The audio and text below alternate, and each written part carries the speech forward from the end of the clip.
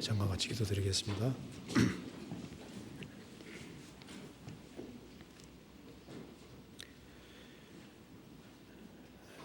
자비하신 하나님 아버지 감사합니다.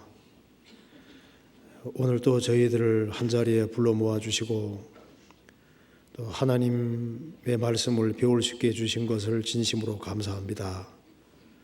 오늘 이 말씀을 통해서 주의 뜻이 무엇인지를 더욱 알 수 있도록 도와주시고 또 주님께서 우리 속에 어떤 일을 행하시는지를 참으로 깨달아 알 수 있도록 도와주옵소서.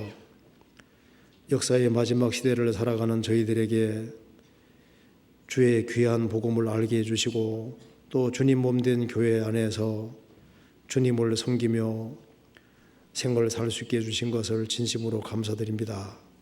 아직까지 우리 주변에 이 귀한 복음을 알지 못하고 살아가는 사람들이 너무나도 많이 있습니다.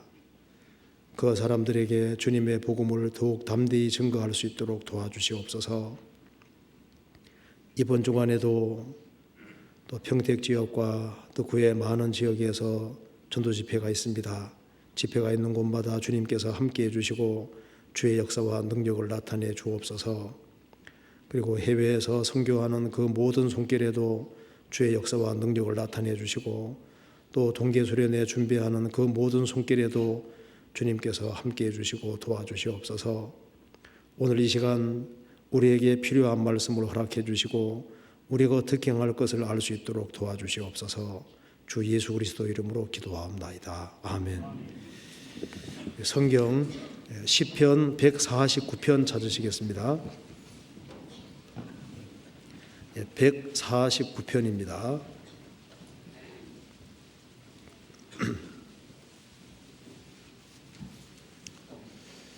1절부터 제가 읽겠습니다. 시편 149편입니다. 할렐루야. 새 노래로 여호와께 노래하며 성도의 회중에서 찬양할지어다.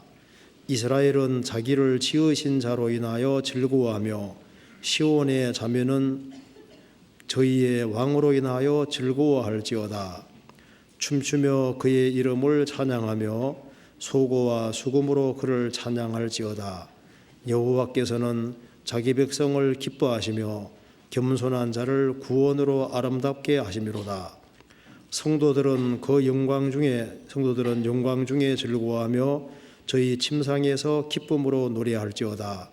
그 입에는 하나님의 존영이요 그 수중에는 두 날 가진 가리로다. 이것으로 열방에 보소하며 민족들을 멸하며 저희 왕들은 사슬로 저희 귀인은 철고랑으로 결박하고 기록한 판단대로 저희에게 시행할지로다. 이런 영광은 그 모든 성도에게 있도다. 할렐루야. 4절을 같이 읽어보시겠습니다. 여호와께서는 자기 백성을 기뻐하시며 겸손한 자를 구원으로 아름답게 하심이로다.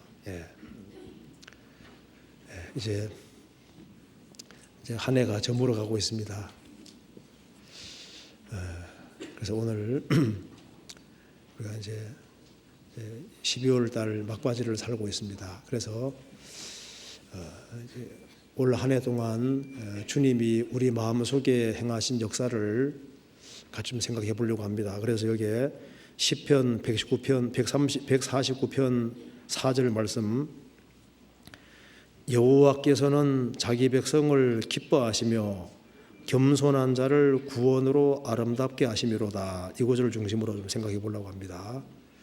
이 구절을 여호와께서는 자기 백성을 기뻐하시며 겸손한 자를 구원으로 아름답게 하심이로다. 여기 이제 여호와께서 아름답게 하신다 이렇게 되어 있잖아요. 그러니까 하나님께서 아름답게 만들어 가신다. 여호와께서 겸손한 자를 아름답게 하심이로다.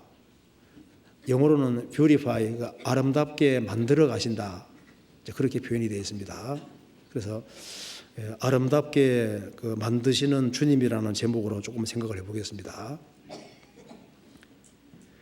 하나님께서는 아름답게 하신다고 말씀하신 대로 주님이 아름답게 만들어가는 그런 사람들이 있는 겁니다. 그래서 이 제목으로 좀 생각을 해보겠습니다. 여기 4절에 보시면은 여호와께서는 자기 백성을 기뻐하시며 이렇게 자기 백성이 나오죠. 시편 149편을 읽어보면은 7절에 이것으로 열방에 보수하며 민족들을 벌하며 저희 왕들은 사슬로 저희 귀인은 철고랑으로 결복하고, 여기 열방, 민족들, 저희 왕들, 귀인들, 이런 사람들은 하나님의 백성이 아닌 겁니다. 여기 하나님의 백성이 아닌 사람도 있고 하나님의 백성이 된 사람도 있는 겁니다. 그래서 여호와께서는 자기 백성을 기뻐하신다. 베드로전서 2장에서도 거듭난 성도들을 가리켜서 그의 소유된 백성이다. 구원받은 사람은 왕같은 제사장들이고 그의 소유된 백성이다. 구원받은 사람을 주님의 백성이라고 말씀했습니다. 여호와께서는 자기 백성을 기뻐하시며 겸손한 자를 구원으로 아름답게 하심이로다. 주님의 진정한 백성은 다른 말로 여기에 겸손한 자라고 했습니다. 우리가 구원 받을 때도 마음을 낮추었기 때문에 우리에게 구원이 주어졌습니다. 하나님은 교만한 자를 물리치시고 겸손한 자에게 은혜를 주십니다. 여기도 겸손한 자를, 자기 백성이 곧 겸손한 사람들입니다. 그런데 여기에 겸손한 자를 하나님께서 구원으로 아름답게 하심이로다, 이렇게 표현을 했습니다. 여기 왜 하나님께서 아름답게 하신다는 표현을 사용하셨을까요? 처음부터 아름다웠다면 아름답게 하심이로다 이 구절이 필요가 없습니다. 아름답지 못한 것이 생겼기 때문에 아름답게 하심이로다 이런 표현이 나오게 되는 겁니다. 하나님께서 천지를 창조하셨을 때는 하나님께서 보시기에 심히 좋았더라. 하나님께서 만드신 모든 세계는 너무나도 아름다웠습니다. 그런데 아담이 범죄한 이래로 타락이 생겼고 그 결과 추한 것이 들어오게 된 겁니다.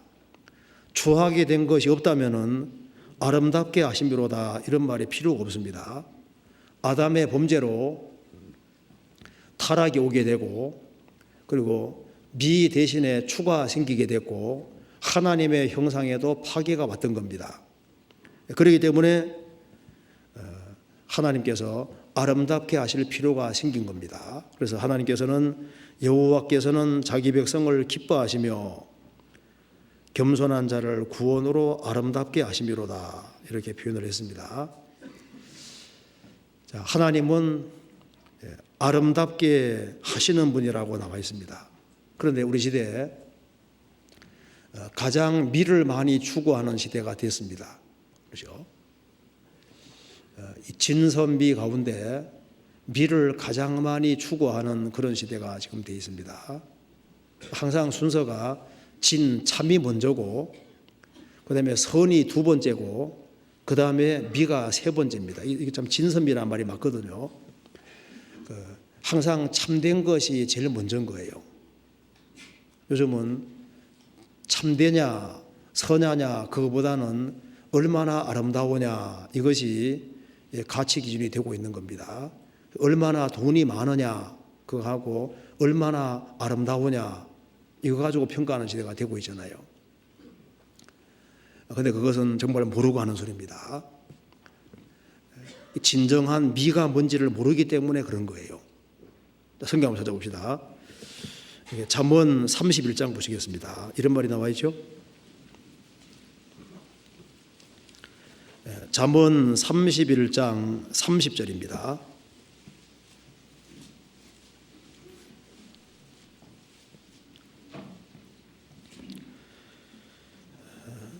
31장 30절 고운 것도 거짓되고 아름다운 것도 헛되나 오직 여호와를 경외하는 자는 칭찬을 받을 것이라. 이게 고운 것도 거짓되고 아름다운 것도 헛되다.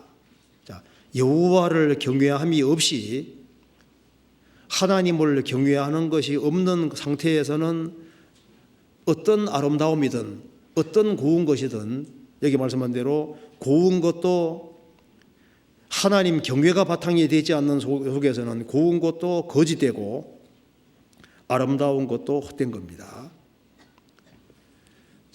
진이 없는 참이 없는 아름다움은 진정한 아름다움이 아닌 거예요. 그렇잖아요. 우리 시대는 진이냐 선이냐 그보다 얼마나 아름다우냐 이것부터 생각하잖아요.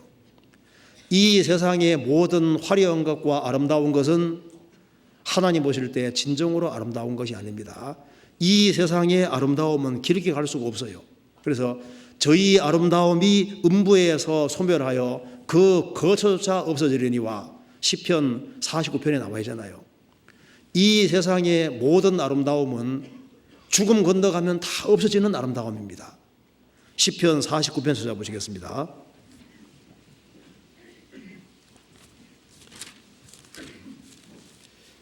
시편 49편 14절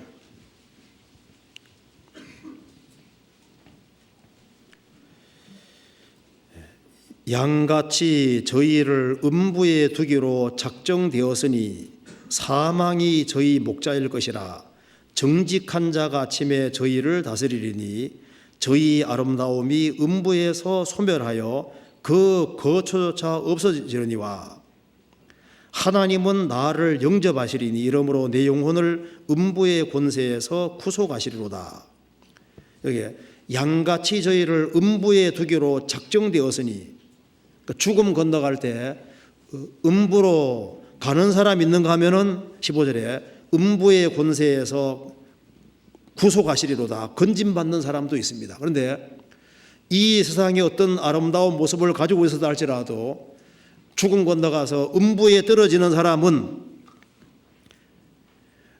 저희 아름다움이 음부에서 소멸하여 그 거처조차 없어지리와. 이 세상의 아름다움은 잠깐이고 진정한 아름다움이 아닙니다. 다 없어질 아름다움인 거예요. 자, 아담이 범죄한 이래로 진정한 미가 뭔지를 잃어버렸습니다. 정말 아름다운 것이 뭔지를 모르고 있는 거예요. 하나님께서 인간을 보실 때 구원받지 못한 사람을 보실 때 아름답게 보실까요? 만물보다 거짓되고 심히 부패한 마음을 가진 사람들입니다. 하물며 벌레인 사람, 구덕인 인생이랴. 그 거룩하신 하나님 보실 때, 깨끗하신 하나님 보실 때 인간이 아무리 치장하고 꾸미다 할지라도 주님 보실 때는 정말 추하고 더러운 인생이 아니겠습니까? 그렇기 때문에 하나님이 역사하지 아니하시면은 인간은 진정한 아름다움을 찾을 수가 없게 되는 겁니다. 시편 149편 다시 보시겠습니다.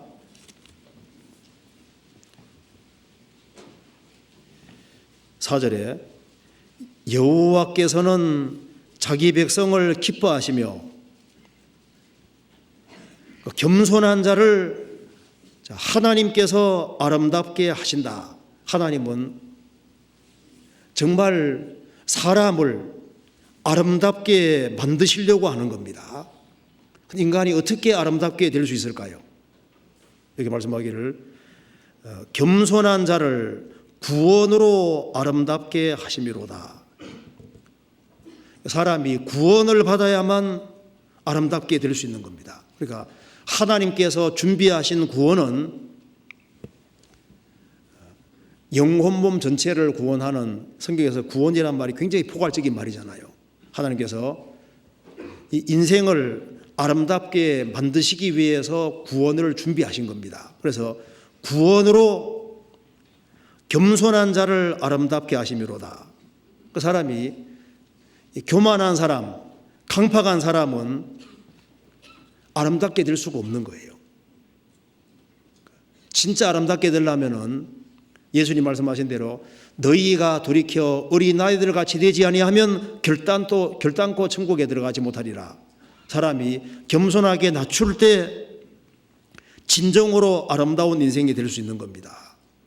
하나님께서는 겸손한 사람을 어떻게 아름답게 하시느냐? 이게 구원으로 아름답게 하심이로다. 구원으로. 구원받지 아니한 사람은 아름답지 않다는 얘기인 겁니다. 그렇잖아요. 하나님께서 인생을 들여다보시면은요, 정말 인생은 만물보다 거짓되고 부패한 마음을 가지고 있고 아담이를 랭건한 썩은 겁니다. 죄로 점철된 인생, 정말 추악한 인생이잖아요. 근데 우리가 구원을 받을 때 하나님께서 우리 영혼 속에 구원의 옷을 입혀주셨고 의의 겉옷을 입혀주셨잖아요. 예수 그리스도로 옷 입혀주셨습니다. 그잖아요. 구원으로 아름답게 하심이로다. 그래서 하나님께서 이 구원을 받은 사람을 구원으로 아름답게 하시는데 이걸 좀 구체적으로 생각해 보겠습니다. 주님은 우리를 죄의 형벌에서 구속하셨고 죄의 세력에서도 구원해 가시고 주님 재림하시면은 죄의 존재에서도 구원하시잖아요. 죄에서 완전히 이제 실제 죄에서도 완전히 해방해 주시는 겁니다. 자, 그리고 아담이 범죄함으로 하나님 형상에서 파괴가 왔습니다. 그래서 예수님이 이제 구원을 완성하셨고 한 사람이 죄를 사함 받을 때 속에 성령이 들어오십니다. 그래서 죄 사함을 얻어라 그리하면 성령을 선물로 받으리니. 그래서 성령이 우리 속에 들어오시고 하나님의 생명이 시작이 됐고 성령께서 죄를 사함 받은 사람 속에 작업을 하셔서 하나님의 형상을 회복시켜 가시는 겁니다. 그래서 주님을 닮게 만드시잖아요. 그래서 이 우주에서 제일 아름다우신 분이 주 예수 그리스도인데 한 사람이 죄를 사함 받을 때 주님의 생명을 받았고 성령께서 그 사람 영혼 속에 역사하셔서 그 사람이 점점 주님을 닮아가고 주님을 닮아가는 만큼 그 사람은 아름다운 인생이 되는 겁니다. 그렇잖아요. 성경 한번 찾아봅시다. 갈라디아 4장입니다. 갈라디아서 4장 19절입니다. 4장 19절을 보시겠습니다. 나의 자녀들아 너희 속에 그리스도의 형상이 이루기까지 다시 너희를 위하여 해선하는 수고를 하노니. 바울 사도가 해선하는 수고를 하는데 다시란 말이 나와 있습니다. 이 갈라디아 성도들을 구원받게 하는데 해선하는 수고를 한번 했고 그들을 거듭나게 하는데 해선하는 수고를 한번 했고 그 탄생한 하나님의 자녀가 이제 그리스도를 닮아가도록 너희 속에 그리스도의 형상이 이루기까지 다시 너희를 위하여 해선하는 수고를 하노니. 어머니는 자녀를 낳는데 해선하는 수고를 한번 하고 자녀를 사람다운 사람으로 만들기 위해 또 한 번 해선하는 수고를 하잖아요. 그것처럼 주님께서는 우리를 구원받게 하는데 구원받게 하시고 또 우리를 구원받은 하나님 자녀를 주님의 형상을 닮도록 배후에서 작업을 하시는 겁니다. 그래서 하나님께서는 겸손한 자를 구원으로 아름답게 해가신다. 그래서 구원을 받은 사람이 아름다운 인생이 정말 될 수가 있는 거예요. 그럼 어떻게 아름답게 만들어 가시느냐? 죄를 사함 받은 사람 속에 성령을 주심으로 성령께서 영혼 속에 작업을 하셔서 그 사람이 점점 아름다운 사람으로 바꿔가게 되는 겁니다. 그래서 주님의 피공로가 영혼 속에 믿어지는 것이 기적입니다. 그래서 실제로 주님의 피공로가 영혼 속에 확실하게 믿어질 때 성령께서 그것을 믿어지게 해주셨어요. 그래서 확실하게 죄를 사함 받은 사람 속에는 성령이 와 계시고 성령께서 그 사람 영혼 속에 역사하시기 때문에 그 사람이 조금 바꿔지게 되는 겁니다. 그러니까 성령 역사로 바꿔지게 되는 거예요. 그래서 구원 처음 받았을 때는 잘 몰랐는데 시간 지나가면 바꿔지는 거 맞죠? 그래서 조금 바꿔집니다. 성령으로 바꿔지게 되어 있는 거예요. 성경 고린도후서 3장 보시겠습니다.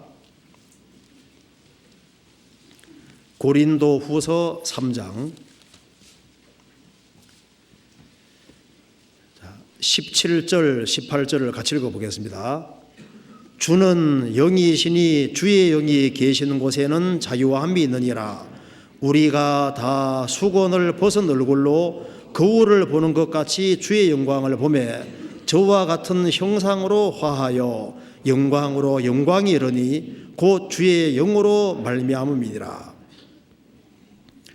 주는 영이시니 주의 영이 계신 곳에는 자유함이 있느니라. 주의 영이 계신 곳에는 자유함이 있고 풀리는 역사가 있습니다.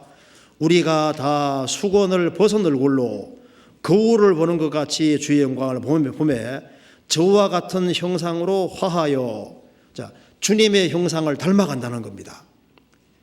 영광으로 영광이 이르니 곧 주의 영으로 말미암음이라. 주의 성령의 역사로 주님과 같은 형상으로 바뀌어가는 거예요.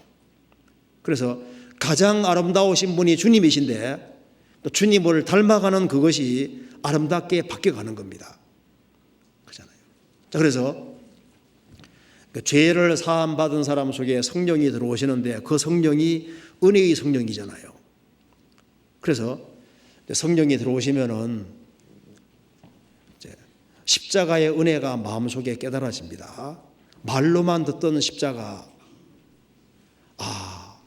정말 십자가가 인생에서 가장 큰 은혜라는 것 자체를 영혼 속에 성령께서 깨닫게 해주시고, 그때부터 시작해서 주님 앞에 가는 그날까지 은혜를 계속해서 깨닫게 만들어 가시는 거예요.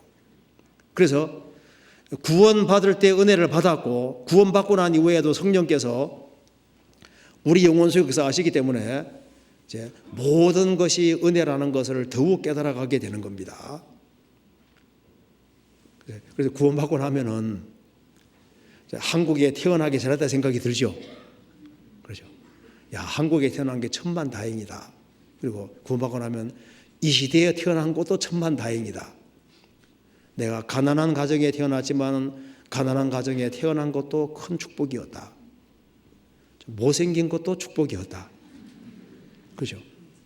다른 사람보다 별로 뛰어난 게 없는 것도 축복이었고 뭔가 부족한 것이 많이 있는 것도 축복이었다는 걸 깨닫게 됩니다.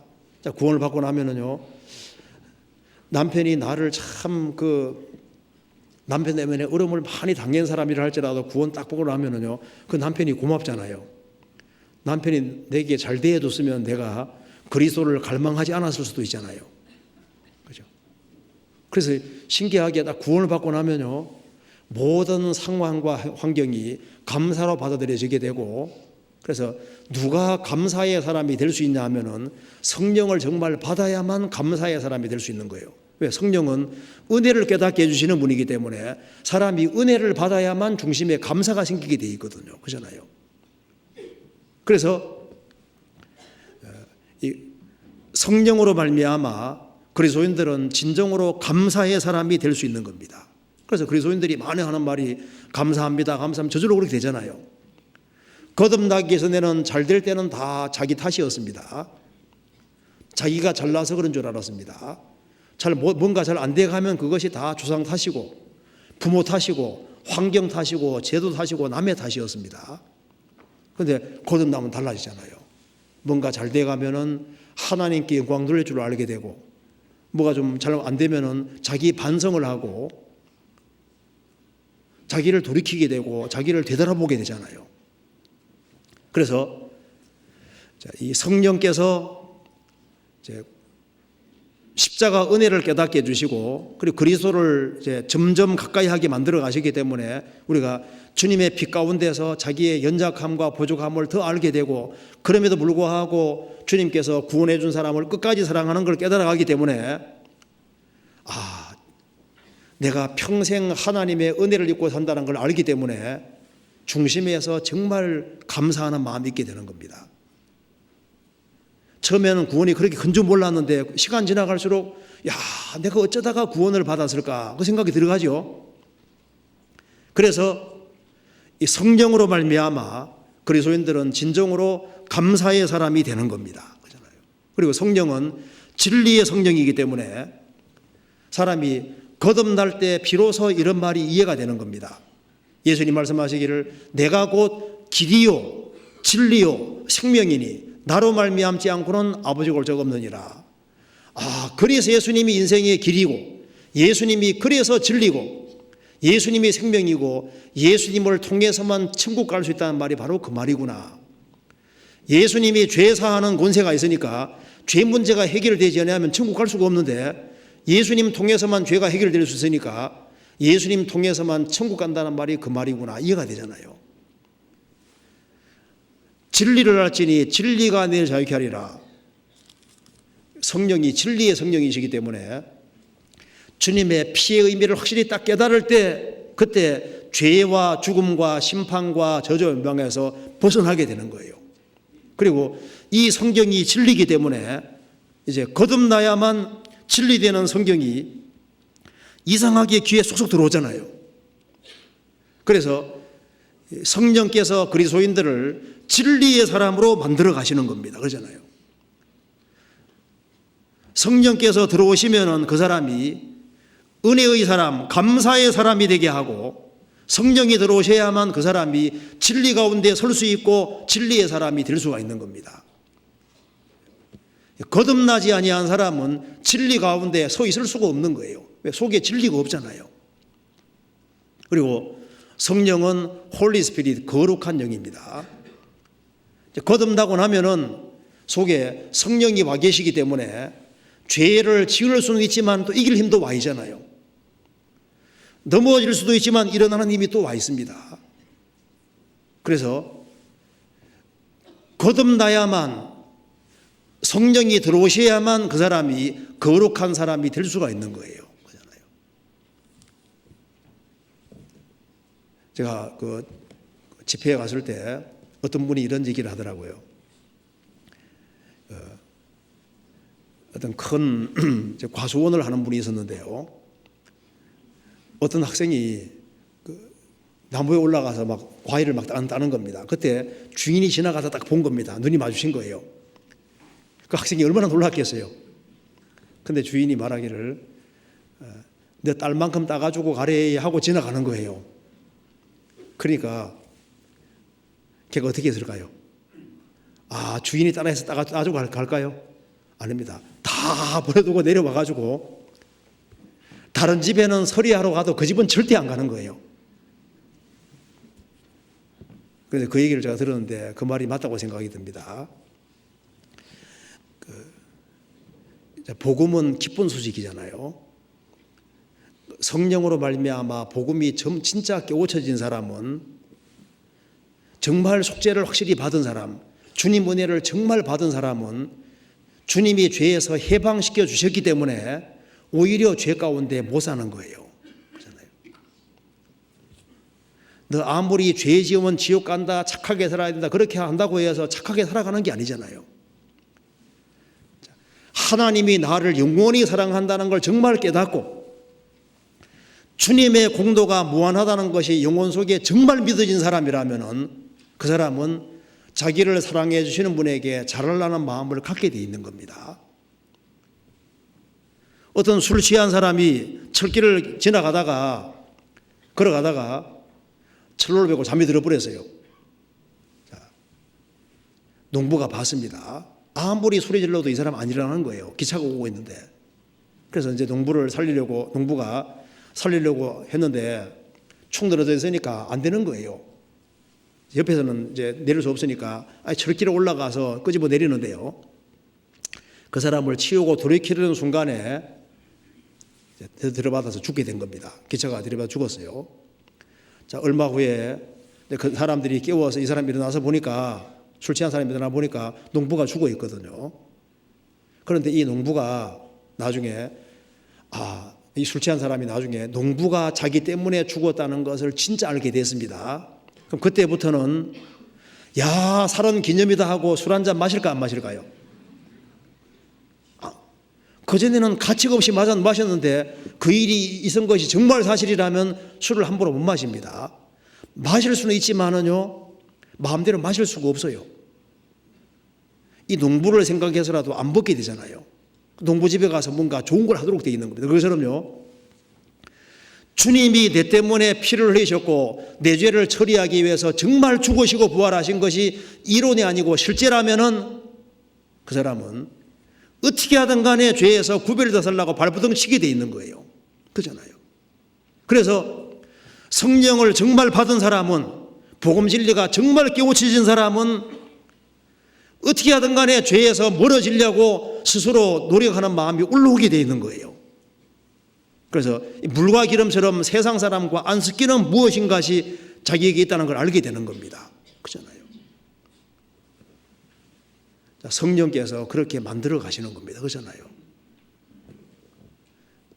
넘어질 수는 있지만 반드시 일어나도록 되어 있습니다. 그리고 성령은 여호와를 경외하는 영이시기 때문에 죄를 사함 받는 순간에 성령께서 들어오시면은 가치관이 바꿔지는 것이 맞잖아요. 사람이 딱 거듭나면은 아차, 내가 속았구나, 내 인생에서 하나님을 빼놓고 살았구나 하는 걸 알잖아요. 그래서 내 인생에서 주님이 가장 크신 분이기 때문에 자연스럽게 주님 중심이 되고 인생의 목적이 주님이 되게 되고, 이제 거듭나면은 금세가 전부가 아니라 영원한 내세가 있다는 걸 알기 때문에 영원의 근거에서 자기 인생관을 다시 수립하도록 되는 겁니다. 그렇잖아요. 그래서 하나님 중심이 되도록 성령께서 만들어 가시는 거예요. 그러니까 하나님께서 겸손한 사람을 구원으로 아름답게 하심이로다. 구원 받을 때 죄만 사함 받은 것이 아니라 성령께서 들어오셔서 작업을 하셔서 그 사람을 점점 아름답게 만들어가는 것이 사실이다, 그 말입니다. 그래서 거듭났어도 성령께서 내 속에 역사하셔도 타락된 기질은 여전히 있습니다. 육으로 난 건 육이지만은 성령께서 내 속사람을 자꾸 바꿔가시기 때문에 그 사람이 조금 바꿔지게 되고 아름답게 되어가게 되는 거예요. 예수님이 겸손하고 온유하신 분인 것처럼 성령께서 우리 속에 역사하심으로 우리 속에도 그런 것이 생기기 시작하잖아요. 그래서 주님처럼 겸손의 길을 걷기 원하고 온유한 그 길을 걷기를 원하도록 되는 겁니다. 그렇잖아요. 그래서 하나님께서 구원받은 사람을 구원으로 아름답게 하신다. 이게 실제 사실을 말하고 있는 겁니다. 이걸 조금 더 생각해 봅시다. 고린도후서 4장 6절입니다. 4장 6절. 어두운 데서 빛이 비치리라 하시던 그 하나님께서 예수 그리스도의 얼굴에 있는 하나님의 영광을 아는 빛을 우리 마음에 비치셨느니라.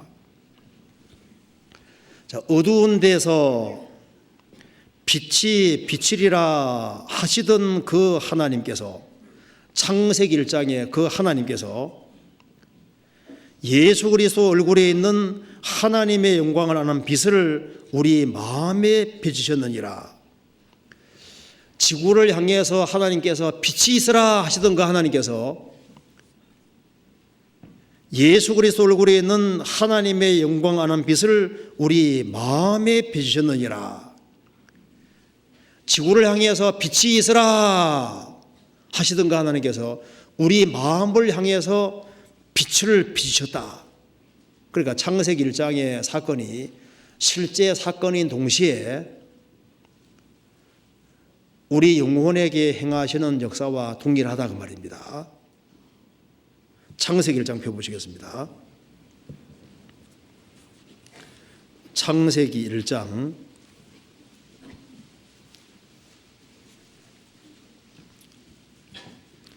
1절입니다.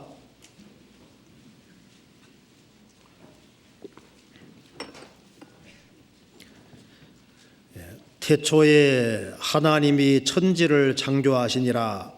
땅이 혼돈하고 공허하며 흑암이 깊음 위에 있고 하나님의 신은 수면에 운행하시니라. 하나님이 가라사대 빛이 있으라 하심에 빛이 있었고 그 빛이 하나님의 보시기에 좋았더라. 거기까지 봅시다. 최초의 지구는 아름다운 모습이 아니었습니다. 태초에 하나님이 천지를 창조하시니라. 이 땅이 구원받기 전에 우리 영혼의 모습과 아주 유사한 겁니다. 창세기 1장 사건은 실제 사건인데요. 실제 사건인데 고린도서상의 4장에서 창세기 1장의 사건을 우리 영혼하고 연결시켜 놨습니다. 그러니까 우리 영혼의 모습하고 비슷하다 그 말입니다. 그래서 이 땅이 혼돈하고, 그렇죠? 땅이 혼돈하고 공허하며 흑암이 깊음이 있고 하나님의 신은 수면에 운행하시니라. 최초의 지구는 일단 생명체가 전혀 없잖아요. 생명이 전혀 없는 상태였습니다. 그리고 혼돈했어요. 무질서했습니다. 정돈되지 않았잖아요. 그리고 공허 텅 비어 있습니다. 그리고 흑암이 깊음이 있고, 흑암, 모든 것이 캄캄했습니다. 자, 이것이 구원받기 전에 우리 모습하고 똑같은 거예요. 구원받기 전에 우리 영혼은, 우린 영적으로 죽어 있었잖아요. 생명이라는 게 없었습니다. 그리고 혼돈하며 무질서, 뒤죽박죽, 정돈이 안 되고 우리는 혼란된 가치관 속에 살았습니다. 그리고 공허했잖아요. 텅 비어 있습니다. 우리 영혼은 너무나도 허무했고 답답했고 채워지는 것이 아무것도 없었잖아요. 그리고 흑암이 깊음에 있고 모든 것이 캄캄했습니다. 자신이 어디서 왔는지 어디로 왔는지도 모르고 아무것도 모르는 상태였습니다. 그런데 하나님의 신은, 성령은 수면에 운행하시니라. 이 지구에 성령께서 가까이 오셨잖아요. 그래서 이 혼돈하고 공허하고 캄캄한 이 지구에 성령께서 역사를 하신 겁니다. 역사하셔서 6일이라는 과정을 통해서 이 지구를 아름답게 만드셨잖아요. 그래서 보시기에 심히 좋았더라, 심히 아름다웠더라 바꾸셨는데, 여호와는 구원으로 아름답게 하시는 분이라고 했잖아요. 그렇죠? 그리고 창세기 1장의 모습이 성령께서 우리 배후에 역사하셔서 우리를 어떻게 아름답게 바꿀 것을 갈 것을 그림자로 보여주는 것도 된다 그 말입니다. 그래서 이 혼돈하고 공허한 지구에 3절에 하나님이 가라사대 빛이 있으라 하심에 빛이 있었고 그 빛이 하나님 보시기에 좋았더라. 지구에, 캄캄한 이 지구에 빛이 있으라, 빛이 비쳤습니다. 그래서 빛이 있으라 하시던 그 하나님께서 예수 그리스도의 얼굴에 있는 하나님 영광하는 빛을 우리 마음에 비치셨느니라. 지구에게 빛이 있으라 하시던 그 하나님께서 우리 영혼에게 빛이 있으라 하셨다 그 말입니다. 그래서 어느 날 우리가 복음의 빛을 딱 받고 거듭난 날이 있었잖아요. 하나님께서 그 빛을 보시고 좋았더라. 사람이 하나님의 생명을 받고 거듭날 때 주님께서 어떻게 하실까요? 거듭날 때 주님께서 보시고 좋았더라. 우리가 구원받을 때 하나님이 얼마나 좋아하신지 아세요? 자, 부모가 자녀 태어나면 좋아합니까 안 좋아합니까? 얼마나 좋아요. 우리 집에 드디어 자녀가 태어났다 좋아하잖아요. 이 지구에 혼돈하고 공허하고 흑암이 깊음에 있는 지구, 아름답지 못한 이 지구에 빛이 비치니까 주님께서 그 빛을 보시고 좋았더라. 우리가 주님의 복음의 빛이 영혼 속에 정말 들어왔다면은, 그래서 영적으로 정말 거듭났다면은 주님께서 그걸 보시고 좋았다고 하시는 거예요.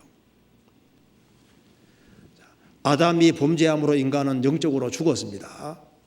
그런데 예수님으로 말미암아 죄를 사함받고 구원받을 때 우리가 이제 죄와 허물로 죽었던 우리가 거듭났잖아요. 살아났잖아요. 살아났을 때 주님이 거듭난 사람을 보고 너무 좋아하시는 거예요. 그렇잖아요. 그리고 이제 이 혼돈하고 공허한 지구에 이제 질서가 생기고 모든 게 제자리를 딱 차지하잖아요. 그리고 이 공허하고 텅 빈 지구에 이제 생명체로 가득히 채워지게 됩니다. 식물도 채워지고 물고기, 새도 채워지고 그다음에 곤충들, 온갖 그 짐승들 채워지잖아요. 나중에 사람까지 나타나는데 이 지구에 쫙 채워지는 것처럼, 이 공허한 지구에 생명체로 쫙 채워지는 것처럼요, 우리가 거듭나기 전에는 모든 것이 무질서했었는데 거듭나고 나면 질서라는 게 생기고 우리가 있을 제 위치에 있게 되고, 그리고 이제 우리 영혼에도 채워지는 것이 있습니다. 그래서 거듭나야만 인생에서 진정한 의미를 발견하고, 그래서 사는 삶 맛이 나게 되는 거예요. 저는 사실 초등학교 들어가기 전에도 인생이 허무했습니다. 진짜 답답하더라고요. 딱 지치게 답답한데 결국은 죽을 거니까. 그런데요, 딱 거듭나니까 이게 의미가 다 생기는 거예요. 거듭나고 나면 가정생활하는 것도 의미가 있잖아요. 직장생활하는 것도 의미가 있고, 뭘 하든 간에 영혼과 관계가 돼야만 의미가 있는 거예요. 그렇잖아요.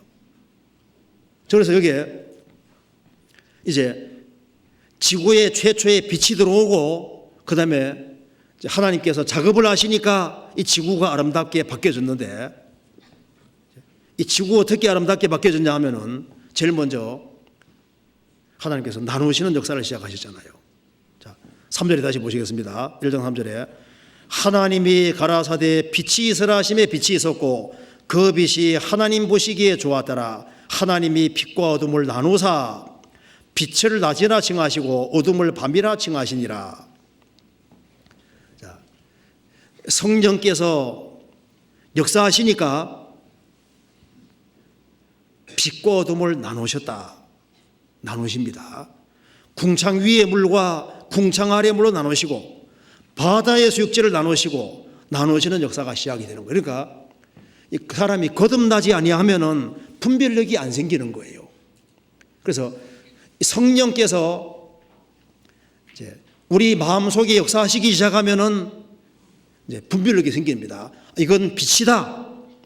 이건 어둠이다. 귀가 열려 말이 분명하더라 그 말대로 분별력이 생기기 시작하는 거예요. 그래서 어떤 사람 거듭났다고 말은 하면서도 천년 분별력이 없습니다. 그게 구원 안 받은 증거입니다. 구원을 받아야만 빛과 어둠이 나누어지듯이 딱 구분이 생기는 거예요. 주님의 음성인지 아닌지 알 수 있는 힘이 있잖아요. 당장 많은 분별력은 안 생겨도 기본적인 분별력이 생기게 돼 있거든요. 딱 들어보면은 저 거듭난 사람이 하는 설교다 아니다 알 수 있는 힘이 있잖아요. 소경하고 눈는 사람은 다릅니다. 사람이 거듭나야만 분별력이 딱 생기게 돼 있는 거예요. 왜? 이 지구에 주님 역사하시니까 나누시고 계속 나누어 가셨잖아요. 거듭난 사람은 성령께서 역사하시면은 이제 구분하는 역사, 분별력이 생기게 돼 있는 거예요. 그리고 이 지구는 날이 갈수록 생명으로 더 충만해졌잖아요. 처음에는 식물이 생기고, 그다음에 물고기도 생기고, 새도 생기고, 짐승도 생기고, 사람도 생기고, 날이 갈수록 이 지구가 생명으로 충만해졌습니다.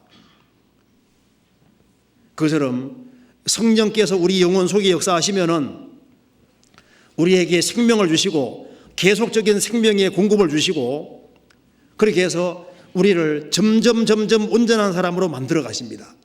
그래서 이 최초의 지구는 처음에는 식물만 있었잖아요. 조금 더 시간 지나가니까 물고기도 생기고 새도 생기고, 조금 더 시간 지나가니까 짐승도 생기고, 제일 마지막에 사람도 생기고, 그래서 점점 온전한 모습으로 바뀌어 갔잖아요.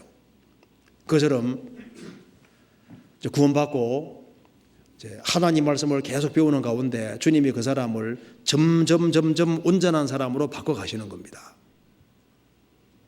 그리고 이 지구가 처음엔 엉성했는데 날이 가면 갈수록 좀 더 정돈된 모습으로 나타나잖아요.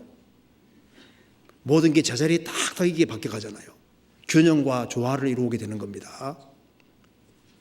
자, 이 코가 여기 딱 눈 밑에 딱 있어야만 딱 자기 위치잖아요. 그죠? 여기 뒤에 붙으면 어떻게 될까요? 그러니까 자기 위치에 있어야 제일 아름다운 거예요. 손은 손 위치에서 아름다운 거잖아요. 발은 발 위치에 아름다운 것처럼 학생으로서 자기 위치에 딱 있어야 그게 아름다운 거예요. 그 어머니든 아버지든 누구든 간에 자기 각자 육신적인 위치와 영적인 위치가 있거든요. 그 제 위치에 있다는 게 그 축복인 겁니다. 여기 보면 지구 보면 모든 것이 조화롭게 되고 자기 위치에 딱 서게 되잖아요. 그리고 이 지구가 점점 아름답게 돼서 보시기에 심히 좋았더라. 아주 아름다운 모습으로 주님 바꿔주셨잖아요. 그래서 이 지구에 하나님께서 역사하셔서 이 아름답지 못한 지구를 아름답게 바꿔가시는 것처럼 성령께서 거듭나기 전에 우리 아름답지 못한 우리를 거듭나게 하셔서 성령께서 우리에게 역사하셔서 우리를 아름다운 인생으로 정말 크리스찬다운 사람, 그리스도를 닮은 사람으로 바꿔가신다 그 말입니다. 그런데 이렇게 되기 위해서는 크게 세 가지가 있었던 겁니다. 이 혼돈하고 공허한 지구, 흑암이 깊음에 있는 이 지구가 아름답게 될 때 기본적으로 세 가지 요소가 있었던 겁니다. 이 지구는 꾸준히 하나님 말씀을 받았던 겁니다. 3절에 보시겠습니다. 하나님이 가라사대, 6절에도 하나님이 가라사대, 9절에도 하나님이 가라사대, 14절에도 하나님이 가라사대, 20절에도 하나님이 가라사대, 24절에도 하나님이 가라사대. 하나님 말씀을 받으니까 지구가 조금 바뀌어 가잖아요. 우리가 구원받을 때도 하나님의 말씀을 들음으로써 우리 영혼이 구원받았습니다. 자, 우리가 육신적으로 성장하기 위해서는 반드시 먹어야 되는데, 먹는 것은 입을 통해서 먹도록 정하셨잖아요. 그렇죠? 육신이 자라는 것은 일단 이 입을 통해서 들어가서 자라도록 만들어 놨거든요. 그런데 영혼이 자라는 것은 정해두시기를 무엇으로 먹도록 정해놨냐 하면은 귀로 먹도록 정해두신 거예요. 음식은 입으로 먹는데 말씀은 귀로 먹는 겁니다. 그래서요, 이 영혼이 움직이는 것은 꼭 귀하고 연결이 되어 있어요. 어떤 장사꾼이요, 어떤 물건을 막 선전합니다. 약장사가 막 약 선전을 쫙 하는 거 듣고 있으면 어떤 생각이 들어요? 계속 듣고 있으면요, 지갑에 손이 가죠. 사야 되겠다. 그러니까 뭐예요? 이게 들으면은 어디가 움직이냐면 이게 영혼이 속이 움직인다니까요. 그러니까 이 속이 움직이는 것은 이게 듣는 걸 움직이게 만들어 놨기 때문에 하나님 말씀을 잘 들어야만 듣는 속에서 영혼이 움직이게 돼 있는 거예요. 그래서 세상적인 얘기를 많이 들으면 세상 쪽으로 가게 돼 있잖아요. 그러니까 하나님이 구원받은 사람도 바꾸시는데, 하나님이 가라사대 말씀입니다. 그러니까 우리를 아름답게 어떻게 바꿔가시느냐, 이게 말씀한 대로 하나님이 가라사대, 하나님 말씀으로 귀담아 잘 들으면은 듣는 속에서 성령께서 영혼 속에 역사가 이루어지게 해주시는 거예요. 그래서 주님 말씀이 영이고 생명이기 때문에 말씀을 잘 들으면은 말씀이 갈 때 성령께서 같이 들어가시기 때문에 그래서 영혼의 변화가 생기게 되는 겁니다. 그래서 하늘에서 비와 눈이 내려서 땅을 적시고 그렇게 해서 열매를 맺히게 하는 것처럼, 싹이 나고 열매 맺히게 하는 것처럼 이 하나님 말씀이 영혼 속에 싹 들어오면서 그 사람이 조금 바꿔지게 되는 거예요.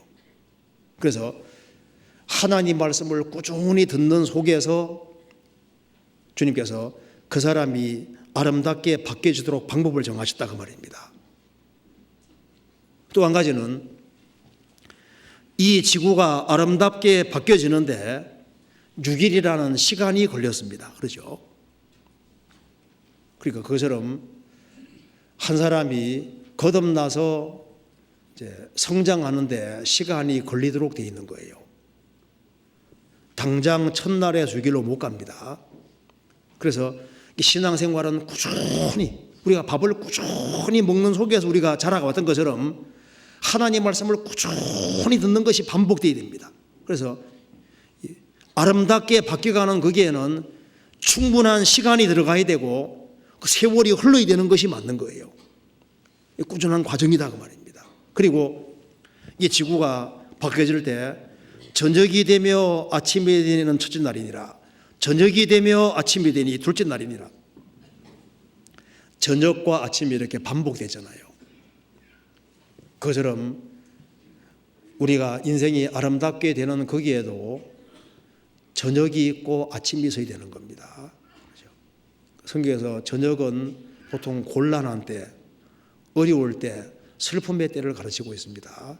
그래서 언제 성장이 많이 이루어지느냐? 밤에 많이 이루어지게 되어 있는 거예요. 하나님 우리를 아름답게 만들어 가시려고 밤을 많이 주시는 겁니다. 그래서 머리카락도 밤에 자라잖아요. 키도 밤에 자랍니다. 자라는 건 밤에 자라게 만들어 놨거든요. 신앙도 언제 자라느냐? 밤을 경험해야만 잘 자랄 수 있는 거예요. 그렇죠? 그래서 낮도 주의 것이요 밤도 주의 것이라. 낮도 하나님 만드셨고 밤도 하나님 만드셨습니다. 그 인생에 캄캄한 밤도 필요한 거예요.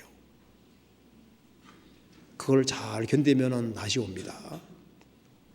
자, 이스라엘은 겨울이 성장기라는 거 아시죠? 이스라엘은 가을에 씨를 뿌리고 겨울 내내 우깁니다. 겨울이 성장기인 거예요. 그러니까 봄과 여름에 추수하잖아요. 그러니까 이스라엘은 겨울 하면은 추운 겨울이지만은 성장기라고 생각하게 돼 있는 거예요.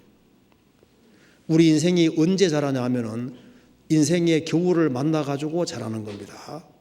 겨울. 그래서 가만 생각해 보세요. 형통할 때 말씀이 잘 깨달아지던가요? 어려울 때 잘 깨달아지던가요? 언제입니까? 어려울 때잖아요. 언제 신앙이 자라느냐? 대체로 어려움을 겪는 속에서 많이 자라게 되는 겁니다. 그런데 지구가 저녁이 되며 아침이 되니 한 번으로 끝나면 좋은데 한 번이 아니죠.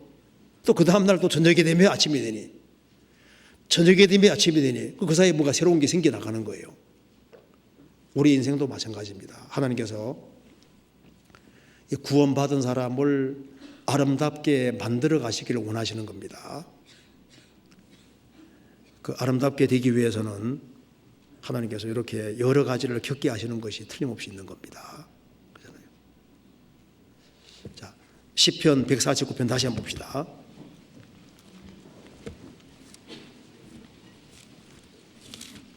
자, 149편 4절에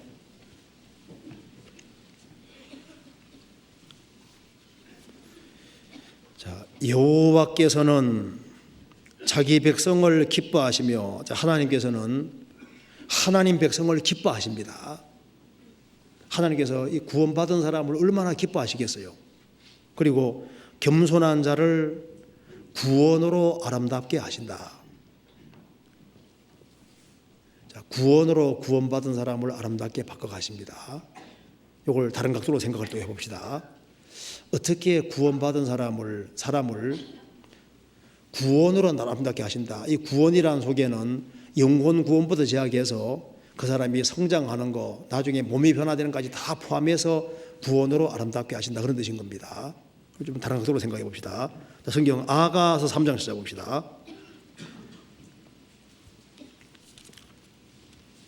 자, 아가서 3장 6절에 보시겠습니다.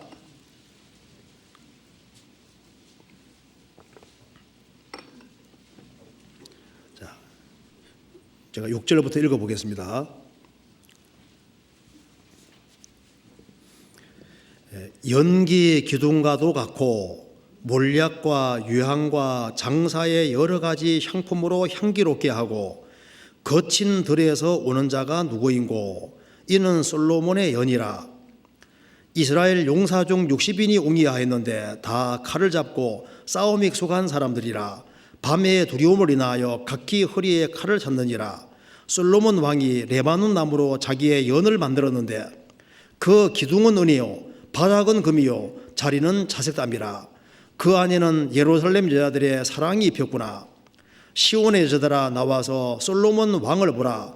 혼인날 마음이 기쁠 때 그 모친에 씌운 멸류관이 그 머리에 있구나. 자, 이 내용은 우리 잘 아는 대로 솔로몬과 술람 여인의 사랑을 그리고 있는 내용입니다. 솔로몬은 그 당시에 왕이고 술람 여인은 저 레바논 지역에 살고 있던 촌동네에 사는 여자입니다. 그래서 아가 7장 보면은 이 여자가 형제들에게도 대접을 못 받은 것 같아요. 못 받았던 것 같습니다. 그래서 그 시골 동네에서 천덕꾸리가 됐던 것으로 여겨집니다. 그래서 이 오라비들이 노예에서 포도원지기 삼았다고 되어 있거든요. 그러니까 집안에서도 환영받지 못한 여자인데 솔로몬과 술람비 여인의 사랑 관계가 이루어지게 됐고, 그래서 이제 이 솔로몬 왕이 술람비 여인을 이제 왕궁에 데려오게 하기 위해서 가마를 보냈던 겁니다. 가마를 보내서 이제 술람 여인이 단장을 하고 이제 예루살렘에 와서 이제 결혼식을 하는 장면을 이렇게 말하고 있는 거예요. 그런데 여기서 이제 우리 생각해 볼 것은 이 술람 여인이 그 가마를 타고 오는데 솔로몬이 가마만 보낸 게 아니라 이 술람 여인이 아름답게 단장할 수 있는 온갖 것을 다 보내서 이 술람 여인이 아름답게 단장하고 솔로몬의 가마를 타고 와서 솔로몬 왕과 결혼하는 장면이다 그 말입니다. 그래서 이 여자가 무엇으로 단장했는지를 좀 생각해 볼 필요가 있는 거예요. 주님이 구원받은 사람을 구원으로 아름답게 하신다 그랬는데 아름답게 한다는 얘기는 단장한다는 말이거든요. 그래서 주님이 우리가 어떻게 단장하기 원하는지를 우리가 볼 수 있다 그 말입니다. 한번 생각해 봅시다. 자, 먼저 이 연이라는 것이 가마를 말하는데 우리나라에서는 가마 만들 때 가마 보통 네 사람이 이렇게 어깨에 매게 돼 있잖아요. 여기에서 솔로몬의 연 가마는 아마 이게 마차식으로 돼 있을 거라고 얘기합니다. 어쨌든 똑같은 가마 연자입니다. 솔로몬 가마인데 이 솔로몬 가마는 솔로몬이 만들었다 그랬죠. 9절에 보시겠습니다. 솔로몬 왕이 레바논 나무로 자기의 연을 만들었는데 레바논 나무는 보통 백향목을 가르치고 있습니다. 솔로몬 성전 지을 때도 백향목으로 만들었고 여기 이제 레바논 나무로 백향목 나무로 자기 연 솔로몬이 이제 가마를 만들었습니다. 그 솔로몬 가마는 성전 모습하고 비슷합니다. 10절에 그 기둥은 은이요. 자, 이 가마의 기둥은 은이고 바닥은 금이요. 그리고 자리는 의자는 자색담이라. 그 자색은 왕이 입는 옷 색깔입니다.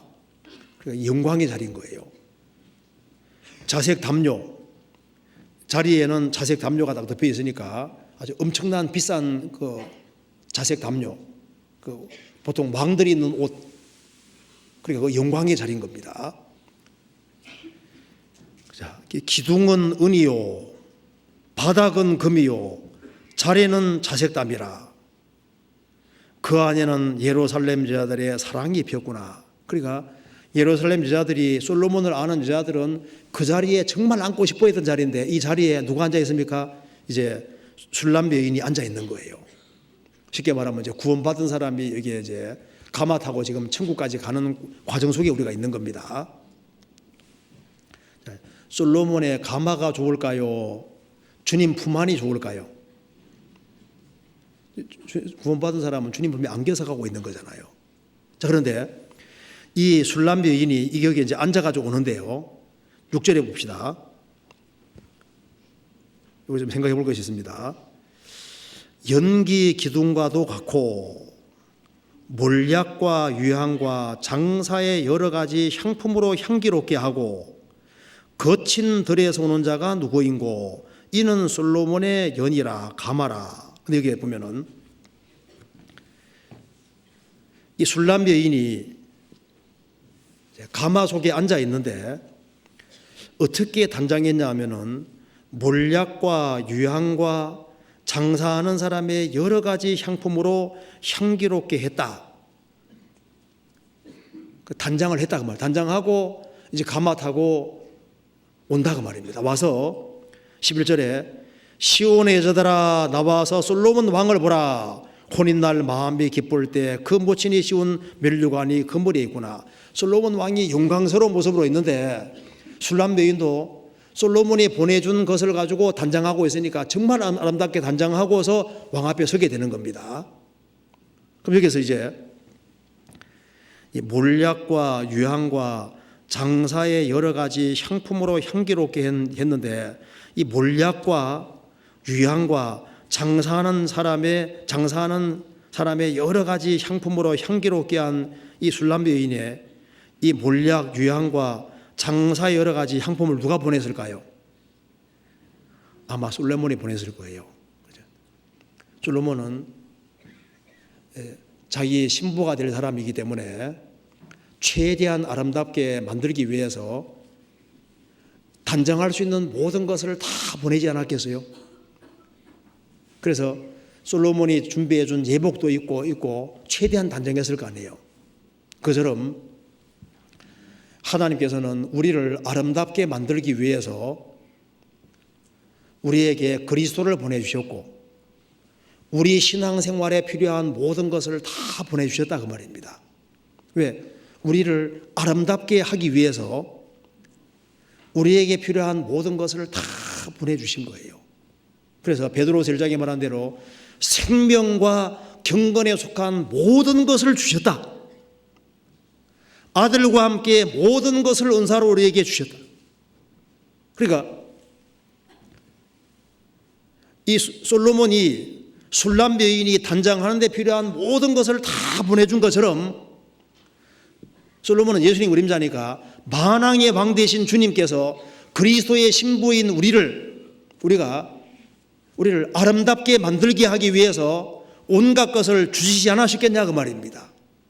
주시는데 그러면 이 술람 여인이 무엇으로 단장하고 있냐 하면은 여기 6절에 제일 앞에 앞세운 것이 몰약입니다. 그러잖아요. 몰약을 제일 먼저 앞세웠거든요. 몰약은 보통 시체에 바르는 거잖아요. 그죠? 몰약으로 단장했다. 우리 신앙생활에서 신앙생활은 자기를 아름답게 단장하는 생활인데 주님이 우리 모습 중에 어떤 것을 아름답게 보실까? 어떤 단장이 아름다운 단장일까? 몰약은 보통 시체에 바르는 거잖아요. 그러니까 이 그리스도인들의 정말 주님이 아름답게 여기는 모습이 무엇일까? 몰약을 제일 먼저 앞세웠습니다. 몰약은 희생하고 수고하는 걸 가리키는 거잖아요. 한 알의 밀알이 땅에 죽는 것처럼 자신의 생각을 꺾고 내 뜻대로 마옵시고 아버지 뜻대로 하옵소서. 그래서 하나님께서 어떤 것을 아름답게 보실까? 세상 사람들 막 싫어하고 이걸 아름답게 생각할 텐데 막 꾸미고 이런 거 아름답게 생각할 거 아니에요? 주님은 무엇을 정말 아름답게 여기실까? 내 뜻대로 마옵시고 아버지 뜻대로 하옵소서. 자기 십자가를 지고 희생하고 수고하는 그것을 아름다운 단장으로 생각하실 거다 그 말입니다. 그래서 우리 가운데 그 죽는 일이 있을 때 탄생하는 일이잖아요. 그 생명의 탄생은 한쪽에서 죽어야 되거든요. 그래서 크리스찬이 희생하고 수고하는 그 모습을 하나님께서 정말 아름답게 보실 거고, 주님 뜻 앞에 기꺼이 자신을 굴복시킬 수 있는 사람들, 이제 그런 사람들 보시고 하나님께서 정말 아름답다. 크리스찬들의 아름다운 단장은 자기 십자가를 지는 겁니다. 자기 희생, 자기 부인, 하나님 뜻 앞에 자기 뜻을 꺾는 그것이 주님 볼 때 가장 아름다운 모습일 거예요. 그리고 여기에 또 유향이 아름답다고 했습니다. 유향은 이 분향할 때 하나님이 향 만드는 재료 중에 핵심으로 들어가거든요. 그러니까 이 이게 유향은 여러 가지 교훈이 있는데 그 중에 핵심 교훈은 기도입니다. 자, 이 크리스찬의 아름다운 모습이 뭘까요? 주님께 의지하고 기대고 주님께 묻고 무릎 꿇는 이것이 얼마나 아름다운 모습이겠어요. 그러니까 가만히 생각해 보시면은 크리스찬의 아름다운 모습은 사사기 1장에 말하는 대로 여호와께 묻자와 가로되, 하나님께 묻고 행하고 자기 주관과 자기 소견과 방법대로 하는 것이 아니라 주님의 도우심을 구하고 주님 앞에 무릎 꿇고 주님의 도움을 구하는 그것이 정말 아름다운 모습일 겁니다. 그러니까 기도하는 모습이 이게 아름다운 모습인 거예요. 여기 이제 몰약과 유향을 제일 먼저 앞세웠습니다. 그래서 이 크리스찬의 아름다운 모습은, 크리스찬은 어떻게 자기를 단장하느냐? 주님 말씀하시면 네. 주님이 그렇게 말씀하시면 그렇게 하겠습니다 하고 주님 뜻에 딱 굴복하는 그것이 얼마나 아름다운 모습인 거예요. 그리고 우리는 너무 연약하기 때문에 주님의 도움을 구하기 위해서 무릎 꿇는 그것이 주님 볼 때 정말 아름다운 모습일 거다 그 말입니다. 그리고 장사하는 사람의 여러 가지 향품으로 향기롭게 하고, 주님이 우리를 아름답게 하기 위해서 온갖 것을 주신 겁니다. 자, 시편 45편에 찾아보시겠습니다. 시편 45편.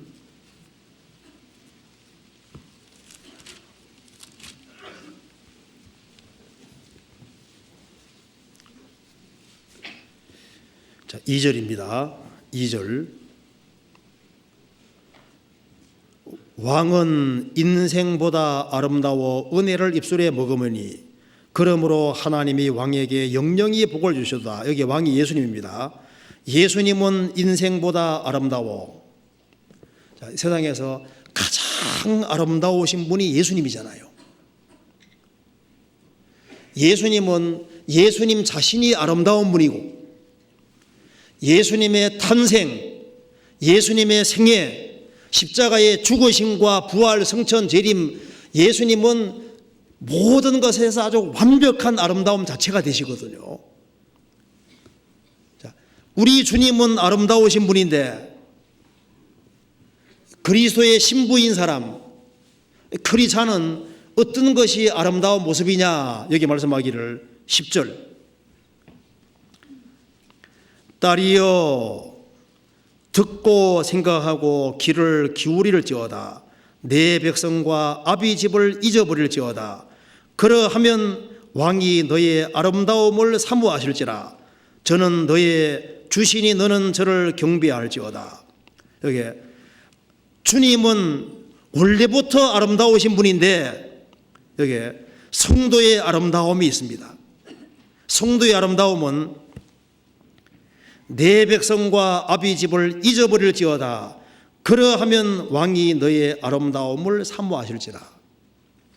그래, 무엇이 아름다운 거냐 하면은 이제 아담 동네에서 나와서 그리스도 예수 안에 들어왔으면은 아담 안에 속한 것을 잊고 그리스도 안에서 사는 거잖아요. 자, 아브라함이 갈대아 우르에 살고 있었습니다. 그 갈대아 우르에서 하나님 말씀 듣고서 나와서 하나님 말씀에 순종해서 가나안 땅으로 갈 때 그것이 아브라함의 아름다움인 겁니다. 그렇죠? 모압에 살고 있던 룻이 시어머니를 따라서 베들레헴에 오는 그것이 아름다운 거잖아요. 성도의 아름다운 모습인 거예요. 그러니까 거짓된 것에서 나와서 하나님 말씀편에 속하는 그것이 아름다운 거예요. 그러하면 왕이 너의 아름다움을 사모하실지라. 그러니까 이 아름다움이, 그리스도인들의 아름다움은 주님 말씀을 따르는 것이 아름다운 겁니다. 그렇죠? 내 뜻대로 마옵시고 아버지 뜻 하옵소서, 아버지 뜻 앞에 굴복하는 그것이 아름다운 모습인 거예요. 그렇잖아요. 그리스도인들의 아름다운 모습이 많이 있습니다. 많이 있는데 몰약과 유황을 앞세우잖아요. 크리스찬들의 아름다운 모습이 아주 많이 있을 수 있는데 뭐 염치도 있어야 되고 뭐 다 염칠로 정절로 당장하는 말도 있고 단장하라는 말이 많이 있는데 그 아름다운 모습이 제일 먼저가 몰약인 겁니다. 그러니까 주님 말씀에 순종하는 모습이 정말 아름다운 거예요. 그렇죠? 여기 아름다운 모습일 겁니다. 그래서 여호와께서 겸손한 자를 구원으로 아름답게 하심이로다. 주님은 아름답게 만들어 가시는 분입니다. 우리 인생을 아름답게 만들어 가기 위해서 배우의 작업을 계속하고 있는 겁니다. 그래서 이 아름다운 사람들이 아름다운 일을 하는 겁니다. 그래서 가장 아름다우신 분이 주님이시고 주님이 완성하신 구원의 복음이 가장 아름다운 일이고 그 아름다운 사람들이 그 아름다운 일을 하는 것이고 아름다운 사람이 그 아름다운 일을 하는 그것이 복음 전하는 거잖아요. 그리고 구원으로 아름답게 하심이로다. 우리가 구원의 3단계 배웠잖아요. 영혼이 구원받는 구원에는 영혼이 구원받는 것도 포함되고 그다음에 이제 구원받은 사람이 정상적으로 신앙이 성장하는 것, 그리고 구원 속에는 우리 몸까지 아름답게 바뀌는 것이 포함되잖아요. 그래서 하나님께서는 겸손한 자를 구원으로 아름답게 하신다. 아름답게 만들어 가시는데 구원을 가지고서 구원을 수단으로 해서 아름답게 만들어 가시는 거예요. 그래서 주님 오시는 그날 우리 몸이 주님처럼 바뀌어지는 그것이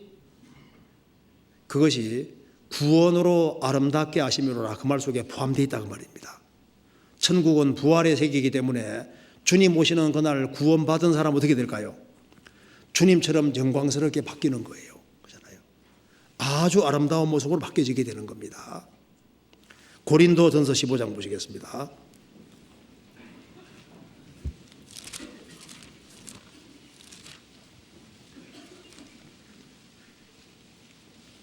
자, 15장 35절입니다. 15장 35절. 누가 묻기를 죽은 자들이 어떻게 다시 살며 어떠한 몸으로 오느냐 하리니 어리석은 자여 너의 뿌리는 씨가 죽지 않으면 살아나지 못하겠고 또 너의 뿌리는 것은 장래 형체를 뿌리는 것이 아니요 다만 밀이나 다른 것의 알갱이 뿐이로되 하나님이 그 뜻대로 저에게 형체를 주시되 각 종자에게 그 형체를 주시느니라. 42절에 죽은 자의 부활도 이와 같으니 썩을 것으로 심고 썩지 아니할 것으로 다시 살며 욕된 것으로 심고 영광스러운 것으로 다시 살며 약한 것으로 심고 강한 것으로 다시 살며 육의 몸으로 심고 신령한 몸으로 다시 사나니 육의 몸이 있은즉 또 신령한 몸이 있느니라. 누가 묻기를 죽은 자들이 어떻게 다시 살 수 있겠느냐? 하나님 능력 몰라서 그렇습니다. 이 우주를 창조하신 하나님은 죽은 사람 살릴 수 있는 능력이 있으세요. 그리고 어떤 몸으로 오느뇨? 죽으면 썩었는데 어떤 몸으로 오겠느뇨? 어리석은 자여, 너희들이 땅에다가 씨를 심냐 모양 심냐? 씨를 심는 것이 아니냐? 씨가 땅에 묻히면 나중에 모습이 나오는데 어떤 씨는 아주 아름다운 꽃으로 나오잖아요. 죽은 자의 부활도 이와 같아. 그래서 42절에 썩을 것으로 심고 썩지 아니할 것으로 다시 살며, 자, 우리 부활의 몸은 썩지 않는 몸이 되는 겁니다. 우리가 썩지 않는 몸을 입게 되는 거예요. 욕된 것으로 심고 영광스러운 것으로. 애벌레가 나비가 됐을 때 나비는 영광스러운 모습인데 애벌레 욕된 모습입니다. 씨앗이 꽃이 되면 꽃은 영광스러운 모습인데 씨는 욕된 모습이잖아요. 그것처럼 부활의 몸은 영광스러운 모습인데 그것에 비해서 우리 육체는 욕된 모습이라는 거예요. 그리고 약한 것으로 심고 강한 것으로 다시 살며, 우리가 얼마나 강한 몸이 있겠어요. 그리고 육의 몸으로 심고 신령한 몸으로 다시 사나니 육의 몸이 있은 적도 신령한 몸이 있느니라. 엄청난 몸이 있습니다. 물체도 통과할 수 있는 몸, 신령한 몸. 자, 주님 오시면 저도 안경 벗습니다. 이 안경도 벗고, 자, 우리 구원받은 사람은 좀 멋지게 바뀝니다. 그죠? 주님 오시면 얼마나 좋겠어요. 못생긴 사람은 정말 구원받아야 돼요. 부활할 때 얼마나 멋지게 부활되겠어요. 그렇죠? 조금만 참으면 됩니다. 자, 구원으로 아름답게 하시면 어디 있잖아요. 그렇잖아요. 자, 시편 149편 다시 한번 봅시다. 시편 149편에 여기 이제 자, 이 성도가 어떤 사람인지 잠깐 봅시다. 149편에 자, 1절에 보시겠습니다. 할렐루야, 새 노래로 여호와께 노래하며 성도의 회중에서 찬양할지어다. 자, 그리스도인들은 주님께 찬송하는 찬양 드리는 자잖아요. 그죠? 거듭난 사람이라야만 정말 하나님께 진정한 찬송을 할 수 있습니다. 그리고 3절에 춤추며, 그리스도인들은 정말 주님으로 인해서 기뻐 춤추는 자들입니다. 그 속에 기쁨이라는 게 있잖아요. 그리고 1절에 회중에서 찬양할지어다. 회중, 무리입니다. 신약시대로 말하면 교회입니다. 그래서 진정으로 구원을 경험한 사람은 교회 안에 있는 거예요. 그래서 여기 이제 주님 백성은 하나님께서 자기 백성, 겸손한 자, 그리고 9절에 성도라고 표현했고, 이 사람들은 주님께 찬양하는 자, 춤추는 자, 기뻐하는 자, 회중 속에 있는 자라고 표현했습니다. 왜 그렇게 하냐면은 주의 구원을 경험했기 때문에, 주님이 그 사람을 아름답게 만들어 가시기 때문에요. 무엇으로? 주님께서 준비해 놓으신 구원으로 아름답게 해 가시기 때문입니다. 그런데 우리가 진짜 아름답게 되기 위해서 알아야 될 것이 또 하나 있습니다. 그 뒤에 6절에 보시겠습니다. 그 입에는 하나님의 존령이요 그 수중에는 두 날 가진 칼이로다. 이것으로 열방에 보소하며 민족들을 벌하며 저희 왕들은 사슬로 저희 귀인은 철구랑으로 결박하고 기록한 판단대로 저희에게 시행할지로다. 이런 영광은 그 모든 성도에게도다. 할렐루야. 여기에 주님의 구원으로 아름답게 함을 입는 이 사람들이 입에는 하나님의 존령이요 하나님께 영광을 돌리는 사람들인데, 존귀 영광 돌리는 사람들인데, 그 수중에는 뭘 가지고 있습니까? 손에는 두 날 가진 칼을 가지고 있다 했습니다. 이것으로 열방을 보소하며 민족들을 벌한다고 했습니다. 주님이 재림하시면은, 주님께서 백마 타고 재림하실 때 그리스도인들도 주님 뒤를 따라 세상을 정복하러 옵니다. 그래서 주님이 세상을 심판하실 때 그리스도인들도 같이 심판에 참여합니다. 그런데 이 그리스도인들이 수중에 두 날 가진 칼을 가지고 있는데 지금도 가지고 있어야 되는 거예요. 지금도. 우리가 무슨 칼을 가지고 있을까요? 찾아봅시다. 에베소서 6장.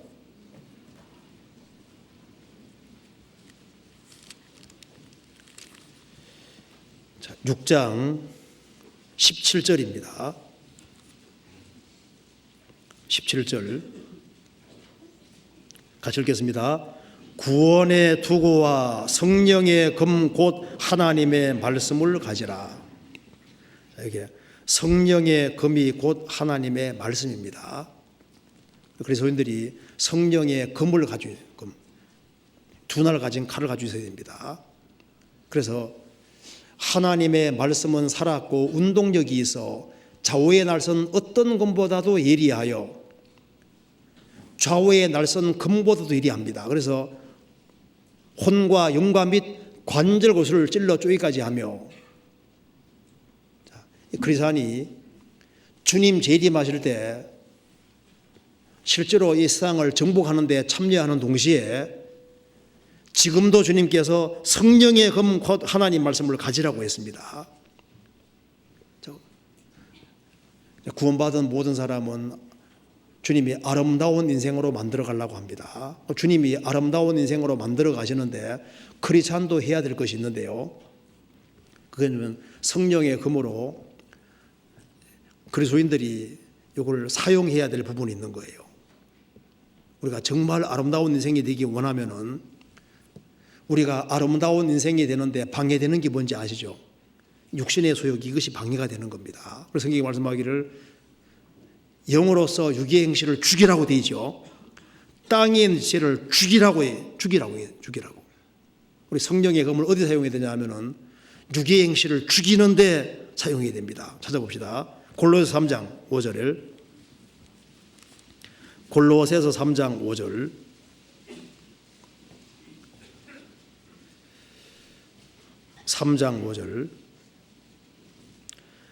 그러므로 땅에 있는 지체를 죽이라. 곧 음란과 부정과 사욕과 악한 종족과 탐심이니 탐심은 우상 숭배니라. 땅에 있는 지체를 죽이라. 무엇으로? 성령의 검으로. 영으로서 육의 행실을 죽이라고 그러죠. 그리고 우리가 주님 말씀대로 살아갈 때 이걸 방해하는 세력이 우리 속에 있잖아요. 그래서 이걸 과감하게 꺾으라고. 조금 여유되면 또 올라옵니다. 그러니까 머리털 올라서 계속 올라오는데 아주 우리 육신에 대해서 아주 과감한 태도를 취해야만 신앙생활을 잘 할 수 있는 거예요. 포도원 허는 작은 여우를 잡으라고 말씀하셨잖아요. 그래서 이제 육신 따라 행하면은 아름다운 인생이 될 수 없고 추한 인생이 되는 거잖아요. 냄새나는 인생이 되는 겁니다. 그래서 땅에 있는 지체를 죽이라. 이제 과감하게 굴복시키라 그 말이잖아요. 나쁜 친구 있으면 과감하게 그냥 팍 금을 그어버리고 과감한 태도를 취할 필요가 있는 겁니다. 그리고 우리가 아름다운 인생이 되어야 되는데 잘못된 생각이 많거든요. 그래서 잘못된 생각을 성령의 검으로 다 꺾어야 되는 거예요. 성경 찾아봅시다. 고린도후서 10장입니다.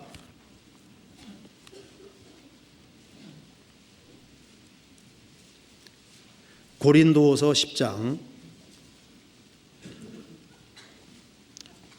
4절 5절입니다. 우리의 싸우는 병기는 육체에 속한 것이 아니요 오직 하나님 앞에서 견고한 진을 파하는 강력이라. 그 다음 읽겠습니다. 모든 이론을 파하며 하나님 아는 것을 대적하에 높아진 것을 다 파하고 모든 생각을 사로잡아 그리스도에게 복종케 하니 우리의 싸우는 병기 무기는 육체에 속한 것이 아니요 육체에 속한 것은 무능력합니다. 오직 하나님 앞에서 견고한 진을 파하는 강력한 힘, 하나님의 말씀이다. 그래서 이 강력한 하나님의 말씀으로 모든 이론을 파하며 구원을 받아서도 잘못된 이론들이 많아요. 그래서 꼭 주 안에 거해야 되나? 거해야 됩니다. 육신 잘못된 이론들이 많거든요. 꼭 기도해야 되나? 꼭 상 얻어야 되나? 상 좀 안 받으면 되지. 육신 생각이 자꾸 올라오잖아요. 꼭 다른 박질 해야 되나? 꼭 헌금해야 되나? 이런 식으로 그러지 않습니까? 육신에 별 생각들이 막 올라온다니까요. 그리고 내가 지금까지 생활을 살아오는 방식들, 이론들도 많거든요. 민주주의 방식도 있고 여러 방식들이 많이 있는데 하나님 말씀의 기준에 비추어서 하나님 말씀 앞에서 자꾸 꺾어야 되는 거예요. 그렇잖아요. 꺾고 다듬어야만, 그래야만 아름다운 인생이 될 수 있는 겁니다. 그래서 문제가 터지지 않을 때는 주님께 의지하고 사는 것처럼 보이다가 중요한 문제가 딱 터지면 어떻게 됩니까? 주님 잠깐 비키시하고 자기 멋대로 할 수도 있잖아요. 자기 방법들을 많이 가지고 있는데 그걸 성경을 배워서 배우는 가운데 자기 이론들이 자꾸 꺾여져야 됩니다. 그래서 모든 이론을 파하며 하나님 아는 것을 대적에 높아진 것을 파하고 모든 생각을 사로잡아 그리스도에게 복종케 하니, 그래서 그리스도가 위로 올라가고 우리의 마음과 생각이 밑으로 내려가야 되고 우리가 말씀 밑에 내려가야 되는 겁니다. 그리고 우리가 아름다운 인생이 되기 위해서는 성령의 검을 사용해서 이 마귀의 괴계를 무찔러야 되거든요. 마귀가 얼마나 간사하게 우리를 속이는데요. 우리 속에 별별 육신적인 생각을 집어넣잖아요. 예수님께서도 기록되어서되 말씀으로 딱 물리치신 것처럼 우리도 아름다운 인생이 되기 위해서는 과감한 태도를 취해야 되는 겁니다. 그리고 잘못된 가르침과 교훈들 그런 것이 들어오면은 과감하게 그걸 콱 그어버려야 되는 거예요. 성경과 안 맞는 것은 틀린 거니까 그게 그걸 콱 그어야 되는데 호기심 때문에 어떤 이론에 말려들어서 아주 엉뚱하게 되는 사람들이 있거든요. 그래서 참 아름다운 인생이 될 뻔했는데 그렇지를 못하는 거예요. 그리고 마음속에 우리 꼭 교회에서 가르치는 것만 꼭 옳다 할 수 있을까? 교회 가르치는 게 꼭 맞다고 할 수 있나? 그래서 자꾸 있지 않습니까? 인간적인 생각을 하게 만들어가는데 한번 찾아봅시다. 요한일서 한번 보세요. 요한일서 2장 27절을 보시겠습니다. 2장 27절. 너희는 주께 받은 바 기름 부음이 너희 안에 거하나니 아무도 너희를 가르칠 필요가 없고 오직 그의 기름 부음이 모든 것을 너희에게 가르치며 또 참되고 거짓이 없으니 너희를 가르치신 그대로 주 안에 거하라. 너희는 주께 받은 바 기름 부음이 너희 안에 거하나니, 구원받은 우리 안에 거합니다. 아무도, 세상 사람 아무도 너희를 가르칠 필요가 없고 오직 그의 기름 부음이 모든 것을, 일부가 아니라 그의 기름 부음이 모든 것을 너희에게 가르치며 또 참되고 거짓이 없으니 너희를 가르치신 그대로 주 안에 거하라. 우리가 중요한 것을 반복적으로 듣는 것이 꼭 필요합니다. 그래서 우리가 교회 안에서 핵심적으로 가르치는 중요한 것들, 그런 것이 꼭 마음속에 있어야 되거든요. 그러면 그 사람은 아들의 안과 아버지 안에 거하게 될 겁니다. 여기 24절에 같이 읽겠습니다. 너희는 처음부터 들은 것을 너희 안에 거하게 하라. 처음부터 들은 것이 너희 안에 거하면 너희가 아들의 안과 아버지 안에 거하리라. 새로운 것을 많이 알으라고 한 것이 아니라 처음부터 들은 것을 너희 안에 거하게 하라. 처음부터 들은 것이 너희 안에 거하면 너희가 아들의 안과 아버지 안에 거하리라. 아들의 안과 아버지 안에 거하는 그 사람이 아름답게 되고 영광스럽게 되잖아요. 그 처음부터 들은 것이 뭘까요? 3장 23절 같이 읽겠습니다. 3장 23절 같이 읽겠습니다. 그의 계명은 이것이니 곧 그 아들 예수 그리스도의 이름을 믿고 그가 우리에게 주신 계명대로 서로 사랑할 것이니라. 그의 계명은 이것이니 곧 그 아들 예수 그리스도의 이름을 믿고, 이름 믿고 구원을 받고, 구원보다 중요한 게 어디 있어요? 그가 우리에게 주신 계명대로 서로 사랑할 것이니라. 구원을 받고 구원받은 사람들이 한 형제자매로 서로 사랑하는 그것이 아름다운 거잖아요. 구원이 아름다운 것이고, 형제가 연합하여 동감이 어찌 그리 선하고 아름다운 거, 구원받은 사람이 서로 사랑하는 것이 아름다운 것이고, 그리고 주님 우리 가운데 가장 아름다운 일을 행하셨는데 그게 구원입니다. 그래서 아름다우신 주님이 완성하신 구원의 복음, 이것만큼 아름다운 것이 없잖아요. 그걸 전하는 발이 아름다운 거고, 그것이 반복되어 살다가 우리가 주님 앞에 서는 거니까, 처음부터 들은 것은 우리 구원받고, 구원받은 사람이 서로 사랑하고, 서로 사랑하는 가운데 이 귀한 복음을 전하는 그것이 반복되는 것이 신앙생활인 겁니다. 그렇잖아요. 그 안에 거하면은 너희가 아들이 안과 아버지 안에 거하리라. 그래서 주님은 우리를 아름답게 만들기를 진짜 원하시는 겁니다. 그렇잖아요. 자, 시편 149편 마지막으로 봅시다. 149편 4절에 여호와께서는 자기 백성을 기뻐하시며 겸손한 자를 구원으로 아름답게 하시미로다. 이 말씀대로 하나님께서는 하나님 백성을 기뻐하십니다. 주님께서는 하나님 백성을 기뻐하시고, 겸손한 사람, 구원받은 사람은 겸손한 마음이 있기 때문에 구원받은 거예요. 겸손한 사람을 주님께서 아름답게 바꿔가시는데 무엇으로? 구원으로 아름답게 바꿔가시는 겁니다. 그래서 이제 구원 받을 때 성령이 들어오셨고, 구원 받을 그때부터 주님 앞에 갈 때까지 주님께서 아름답게 바꿔가시는, 계속 바꿔가시다가 주님 오시는 그날 우리 몸까지 정말 아름답게 바꿔주시는 거예요. 그래서 아름답게 바꾸어서 저 아름다운 세계 천국에서 살게 하시는 겁니다. 그렇잖아요. 그러니까 가장 아름다우신 하나님께서 이 추한 세상에서 아름다운 일을 하는데 주님의 구원과 연결된 그 사람만 아름다운 인생이 되는 것이고, 주님의 구원과 연결되지 못한 모든 사람은 그 모든 아름다움이 다 없어지게 되는 거예요. 그리고 주님 우리를 아름답게 바꿔가시는데, 우리도 신앙생활 속에서 우리가 장차 적을 정복할 때도 우리가 칼을 사용하지만은, 심판의 칼을 사용하지만은 지금도 성령의 검을 우리가 가지고 있는 겁니다.